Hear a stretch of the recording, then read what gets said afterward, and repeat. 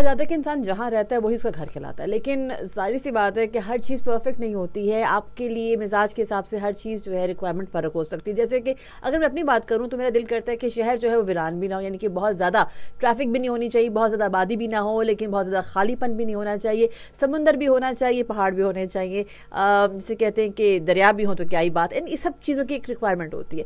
अब हर चीज़ आपको हर जगह नहीं मिलती है, कहीं पर कोई चीज़ अच्छी है, कहीं पर कोई चीज़ कम है। आपके नज़दीक बेहतरीन शहर कौन सा है जहाँ पर आप जाकर बसना पसंद करेंगे, या ये कहा जाए कि आपके ख्याल में आपके शहर को बेहतरीन बनाने के लिए कौन कौन सी चीज़ें जो हैं वो बहुत ज़्यादा ज़रूरी हैं, कौन सा एलिमेंट ज़रूरी है। जैसे फॉर एग्जांपल अगर हम अपने शहर लाहौर की बात करें तो यहाँ पर बेहतरीन सूरत हाल तभी बन पाएगी अगर आबो हवा साफ़ हो और थोड़ी सी ट्रैफिक में कमी आ जाए और रश आवर में आसानी मिल जाए और ये कि बहुत कुछ।